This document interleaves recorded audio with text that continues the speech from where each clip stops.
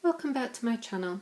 For those of you new here, my name is Suzanne, and today I'm just going to talk a little bit about why I've harvested these northern candy squash early.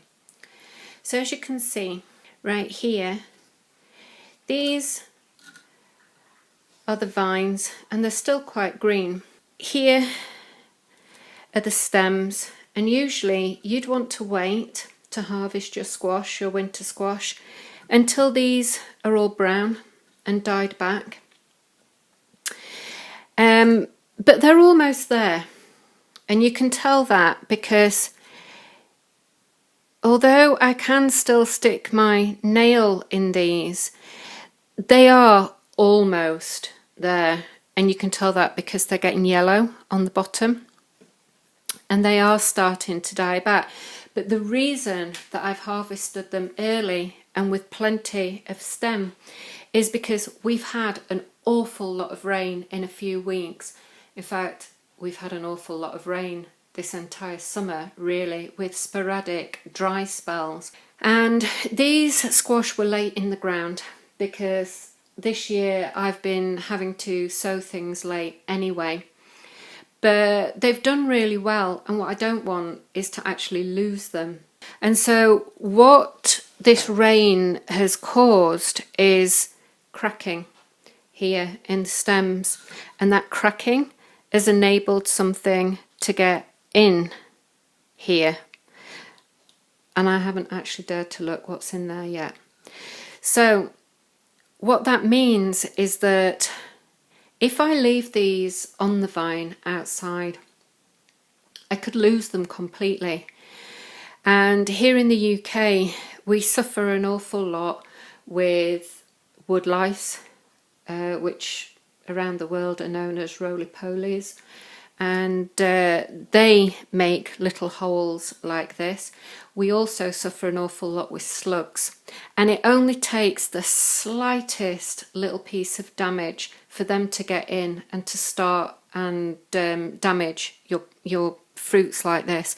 Now, I've already lost one of these, and I think that was due to actually sun scald, because it had a patch that got damaged, that was very bleached out, started to wrinkle, and then the slugs got into it. And so I actually lost one already.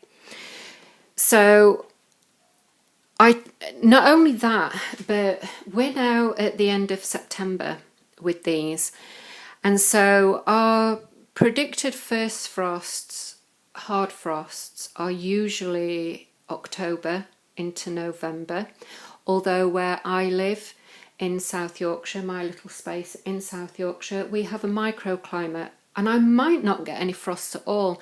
However, in August we got our first air frost, and that damaged some of the leaves on these plants and some of my other squash that have really struggled. The surprising thing about this is that this is the first time I've grown northern candy, and these were in the worst part of my garden, the very worst bed, which is right underneath my silver birch tree.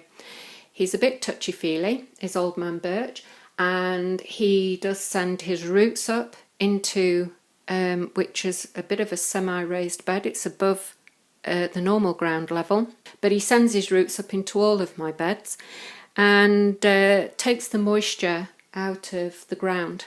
So I thought that these plants did exceptionally well, considering there's also beans in that bed. But in other beds in my garden, where my squash plants usually fare much better, they didn't. And so they're still struggling. They put their fruits on much later than these. So I'm actually seriously pleased to get these off, which is another reason why I don't want to lose them. Now, another reason for taking them this early before the vines totally die back is that I want to sow mustard as a ground cover in those beds, so that if we do get a good frost, that mustard will have already grown, acted as a ground cover, the frost will kill that off, and then that will act as a composting mulch for that bed and put some goodness back into the bed. If these had been in one of my other beds, I'd be needing to get them out now so that I can put winter crops in ready for spring, such as brassicas or winter lettuce. So long as you take enough of the vine to allow for this to die back, these should be okay. I hadn't actually realised that there was this much damage on this one when I was looking at them, because this was laid like that on the floor. This is actually the biggest of out of them. I hadn't seen this hole underneath when I took it because the grass was quite long around them as well. These grew out into the lawn. So the other thing that I was looking at was the tendrils, which had started to die back.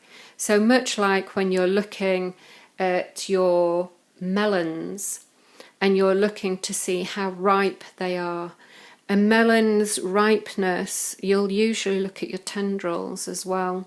It's one of the indicators of how ripe your melons are. So I know that these are getting close. These will cure now inside my house, and whilst they might not last as long as something that had cured on the plant and outside, it's not going to matter. I've only got 4 of them. Something else that I wanted to show you that I found really interesting, I can't remember which plant it's on.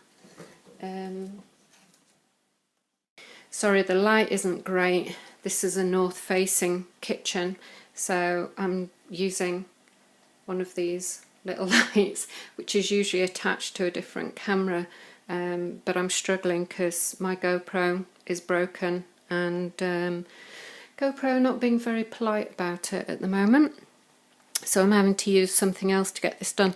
But what I wanted to show you was on this particular, this was the second fruit that the plant set, and so what I wanted to show you was this. The plant actually set down another root. So when you're watering, always be sure to water where the other fruits are as well, because chances are, check your vines periodically along, because chances are that your vines will have set other roots down. But also this one has also got little holes here. I know in America you suffer with vine borers and things, which is something that I don't have, but when I've looked at this one, it's actually got damage here. It's a little bit mushy, like it's bruised. That may dry out now that it's in the house, but that is ideal for pests to get into. So I'm going to have to monitor these really, really closely. But as you can see, these are the undersides. Now, something else I wanted to show you on this particular one are these marks here. These scars are actually from my squirrel. So I have a female squirrel who lives close by, and she's just a little bit naughty. She'll try my younger squash. She's actually eaten all of my apples this year, which she usually leaves alone until they're ripe. But yeah, this year she decided to take all of them off my tree.